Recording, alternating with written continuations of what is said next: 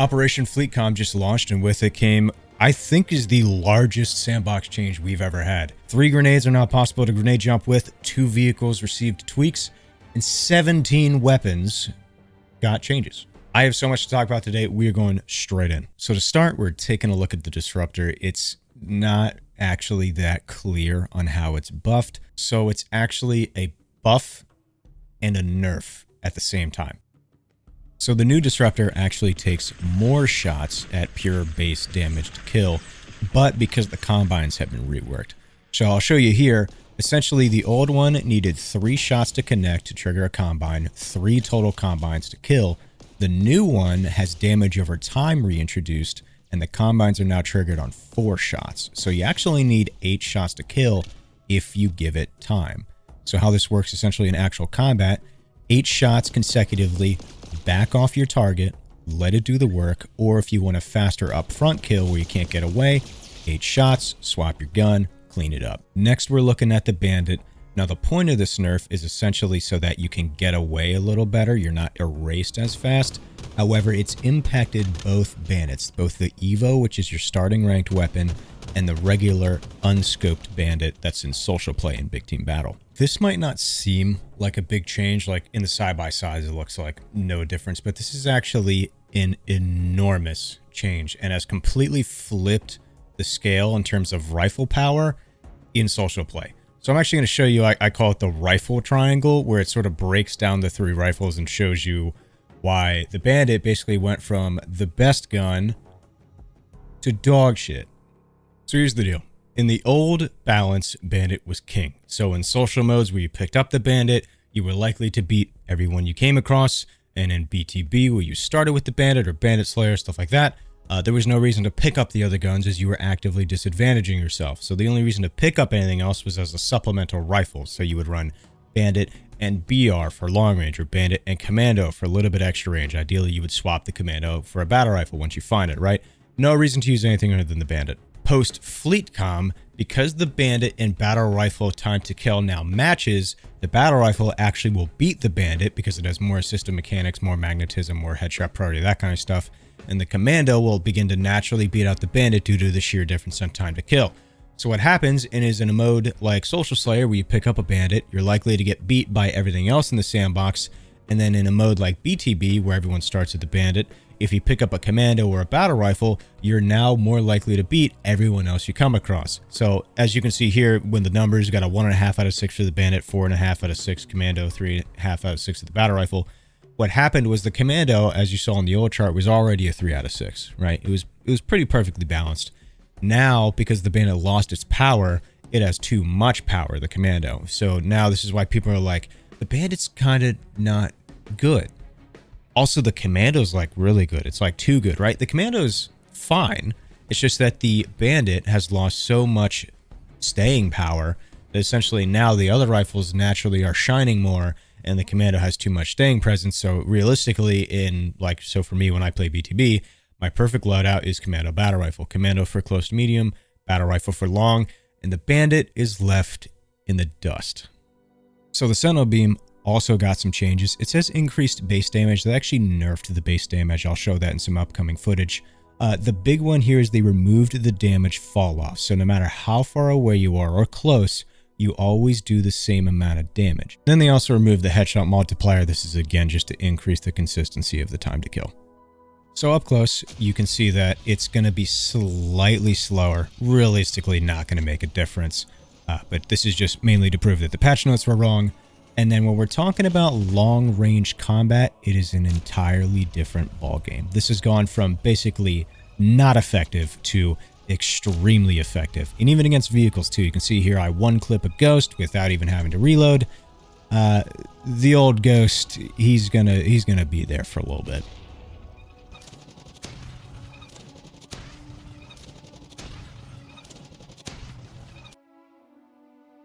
The Ravager. All right, so they, tried to talk this one. Oh, it's just a little consistency buff. This was actually an enormous buff because of the amount of vehicular manslaughter you can now cause with this thing. So on people, still takes 2 bursts. You only have to hit 5 out of 6 projectiles now. But on vehicles where that 5 out of 6 can scale, it takes an entire burst less on a hog to put it in red and 2 whole bursts less to outright kill it. And then on even lighter vehicles where you can see it scale differently, you don't even need an extra burst to kill something light like a wasp, to where it can take 2 less bursts and outright kill it in a fraction of the time. Next is the AR, and we're going to talk about this a little bit. A lot of people were like, why are they buffing the strongest AR in the series we've ever had? This is a buff and a nerf, just like the Disruptor. So I'm going to break it down here in some footage. Simple mag dumping. It's the same exact gun at close range, and it's a little bit better of a gun at medium range. But here's the kicker in where everything's changed. Even though the gun has less maximum bloom, it reaches the bloom much faster. So essentially you can only get 3 to 4 rounds out in the new one before you hit max bloom.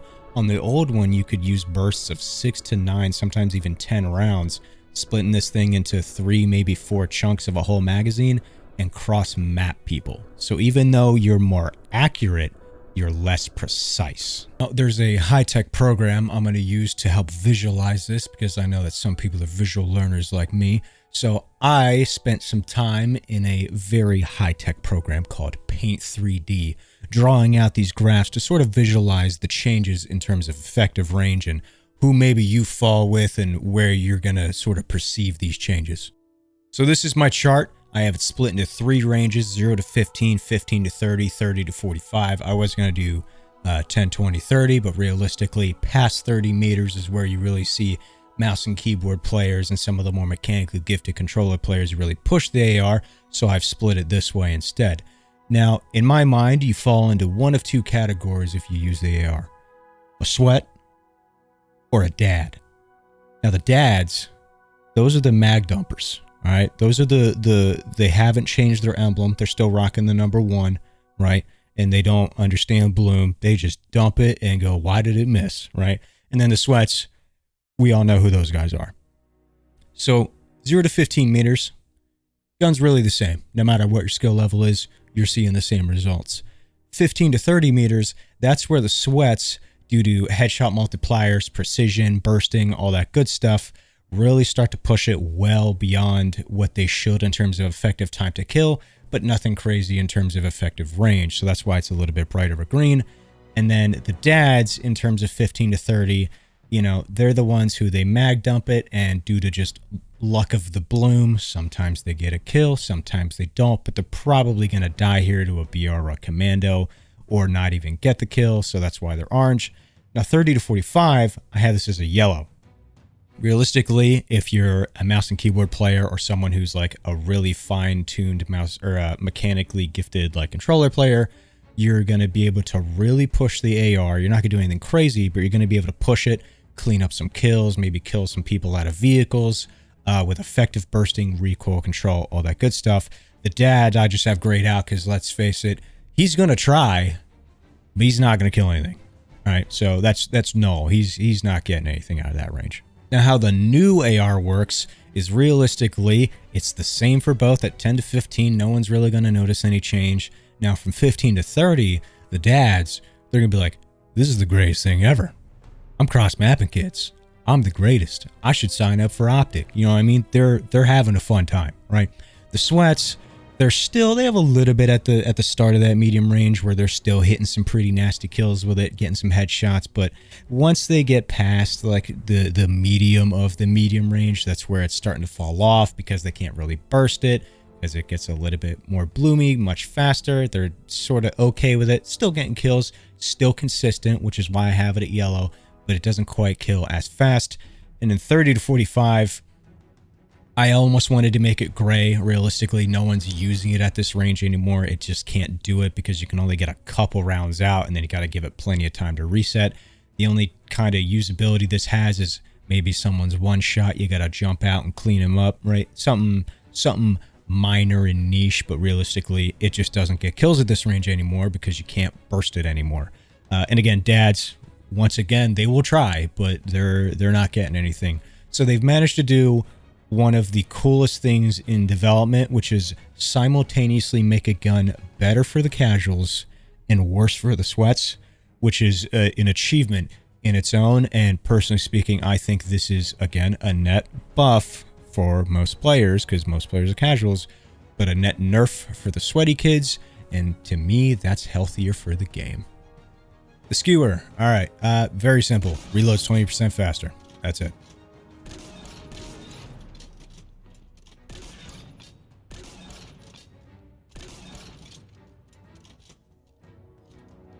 Now, Rockets has received some tuning. They've given it more total ammo capacity, still spawns with the same amount, but you can now hold more if you're scavenging. And then they have reworked how the damage is calculated for the explosion. So the total radius is smaller, but the strength of the explosion is stronger. So it's just going to be a more consistent experience of I either kill them or they walk away with plenty of health. It's going to be a much more readable, usable weapon.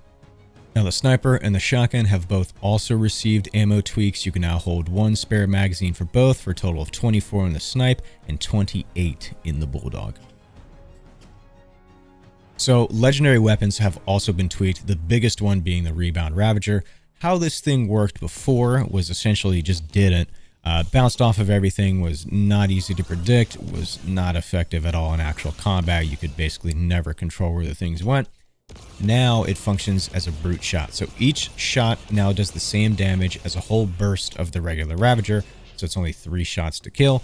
And now it has a supercharged charge. So essentially, if you directly impact them with a charged bolt, you'll outright kill them. Even if you miss, you will burn them in fractions of the time. So versus vehicles, versus people, this thing is disgusting. It does, as you can see in the footage, it kind of occasionally bounces off of vehicles for some reason. Still melts them in a fraction of the time versus the regular Ravager. This thing is disgusting. Now, the Impact Commando also got some tweaks. How this thing used to be equipped is you had a 1.4 times scope that was really slow and clunky, and then you had a lot of bloom. So how it's designed to be used is extremely close range, essentially like a shotgun. It has a lot of headshot priority, so the bullets will naturally lead itself up to the head. However, it was still a little clunky, but as long as you kept a comfortable distance, right in the sweet zone, you'd be getting nasty 6-shot kills. The new one now has a 2 times scope and less bloom on top of that, so now you can take that same exact principle and push it at range. So I'll show this side by side here. Way less bloom. 3 shots already maxes out the old one. I didn't even count it on the new one. So the damage table is 6 plus 4. 6 to break the shields, 4 body shots to kill. However, the 6th shot has bleed through capability. So if you get a headshot, you'll get a kill. So again, combine it with headshot priority, aim chest level, let the magazine go, and you'll get destructive kills on the battlefield. All right, now the Riven Mangler received changes. It was only really 2 small changes, but they were enormous. So it used to be slow, clunky, have a lot of kick. However, you could 2-shot people if you lined it up right. The new one is faster with less recoil and still retains the 2-shot kill. So now you can fly around the map just shredding people. Volatile Skewer also receives 3 very good changes. So the trajectory now matches the regular Skewer, so you no longer have to learn 2 different drops. Reload speed has also been increased on top of that, and it is lightning fast compared to what it used to be. And the damage has been increased. So noticeable differences, you can now 3-shot tanks. 3 shots will put it into red. And then my personal favorite is it will now 1-shot a ghost.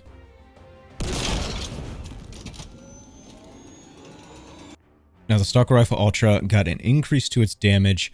They reworked how the scope is a little bit, and then they said they addressed the jamming. However, it does jam a little bit. So doubled the magnification from 1.5 to 3 times. The shots to kill has gone from 4 to 3. Very nice buff there. And then again, they said they increased the rate of fire a little bit to address jamming, but as you can see in that clip, I'll play it back again. It still kind of struggles if you really try and get that max rate of fire, so it still needs a little bit of work there. All right, now, like a week or 2 ago, I posted on Twitter about the Unbound plasma pistol, and I was like, welcome back, bolt shot, right? They either just weren't paying attention when tweaking values, or they just sort of were like, let's keep it low key and see if the community finds out how much we broke this thing. So the single fire was this like little tracking projectile. It didn't really track that well, didn't do much. And then the EMP was a faster firing barrage, so it was better at range, but then the other one tracked, so it was sort of a pro and con, speed versus tracking. Now, there was one little improvement, and that's that if you were close enough, that barrage would actually one-shot people to the head. But in actual combat, because it didn't really track at all, it was basically impossible to do this in a real match. Alright, so single fire is now burst fire, and it essentially is no rate of fire limit. You just spam it as fast as you can. The tracking is also upgraded so it can hit faster moving targets. This thing is essentially just a scarab gun. Now, the charge shot also received changes, and one of the changes is that upgraded tracking. So as you can see here, normal plasma pistol sort of struggling if it's too far off target. This one closes the gap no problem. And then the charge shot has also increased from 6 projectiles to 8. So this is going to aid in the consistency of how often you can just annihilate people. So combine these two, and you can literally just run around headshotting people as long as you do it right mechanically. It is disgusting. Whether you're tap firing it, EMPing, it doesn't matter. This thing might be one of the best guns in the game now.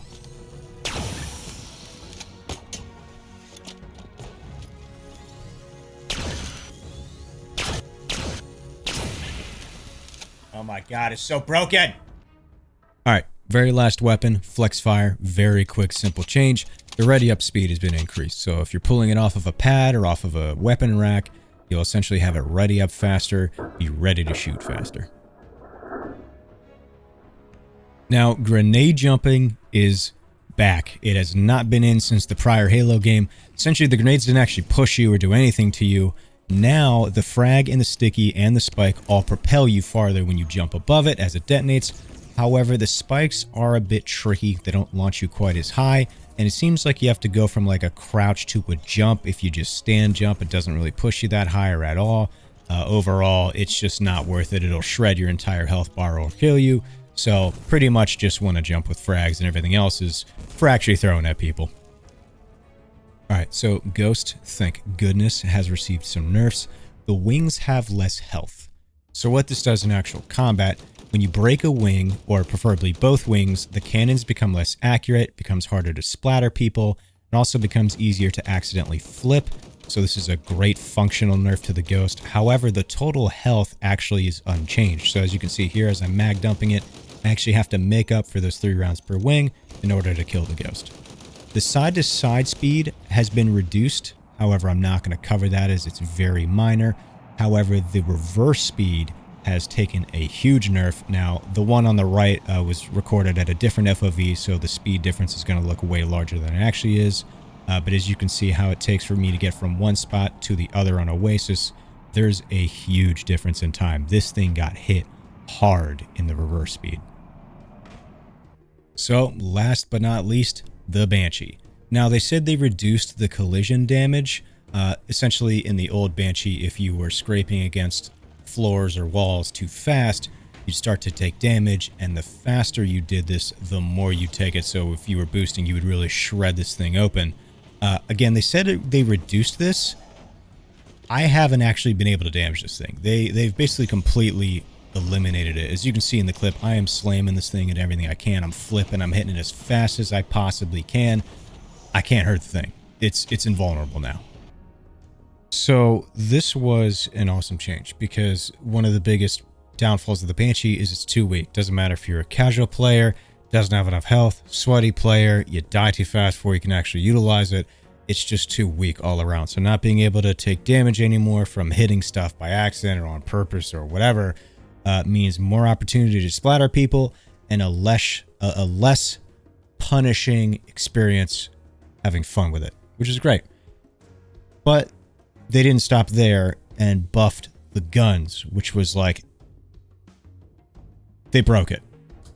It is game ruiningly strong now. Like, they messed up really bad. I'm going to break down the Banshee tech for you so you sort of understand how it's used at the high end, and this will help you sort of understand why what they tweaked and how they tweaked it completely broke this thing, and how, quite frankly, with all due respect, they need to take this thing back to the drawing board and change it in the complete other end of it. More health, less damage. This thing is a glass cannon. So the bomb can't kill on its own. You have to land it by them after you've done damage. So basically how Banshee tech used to work is if you took the plasma cannon and did 3 shots, you could kill them with the AoE. If you did more shots, as I show you here, you could basically get an AoE kill farther away.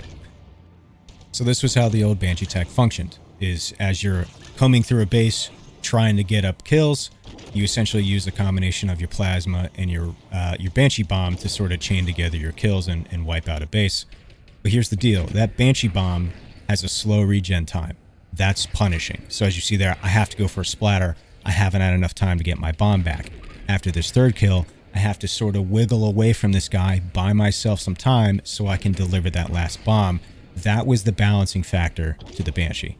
This is gone as of the new update. So the old cycle rate was once every 3.25 seconds.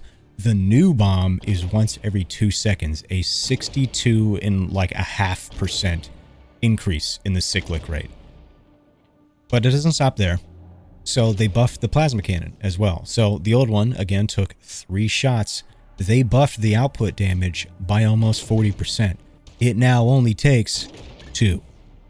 So now do I have no reason to back out as the bomb cycles faster and travels faster? I don't even have to be that accurate with my plasma cannon. I figured maybe it wasn't like too bad until I think it was like 3 days ago. I got on, in my first game of the day on stream, I went 45-0 Demon Perfection on high power with a Banshee. Now that's a map that has snipers, hydras, other Banshees, wasps. And despite that, I had no problem basically denying everybody of all the equipment. I knew when the Hydra was up, killed that guy. Knew when the sniper was up, killed, or not the sniper, sorry, the skewer spawns top mid, would kill that guy. Essentially, the Banshees are so offensively powerful that despite being made of paper, I was still able to just absolutely control the match. 24 people, me as one guy, controlled the entire match. And it was something where I knew right away, I should not be able to do this as a player. I don't care if you're Lucid. You should not be able to single-handedly dictate a lobby for the entire match. It needs fixed. So thank you, everybody, for watching. I don't know if I'll do this again. It honestly depends on if you guys want me to keep doing this. Usually I do performance content, which I do have more in the pipe. I'm going to be covering the performance leak next, and then going back to my 4090 versus 4070 Ti video that I talked about in a previous video. But if you guys do like this, let me know. If, you know, it seems to be that the operations, they're tweaking the sandbox more. They're kind of getting experimental and seeing what they can tweak and address based on community feedback. So if you guys want to see more of this, please let me know. Comments that are encouraging will be just that, encouraging. So thank you guys for watching, and I will see y'all in the next one. Much love.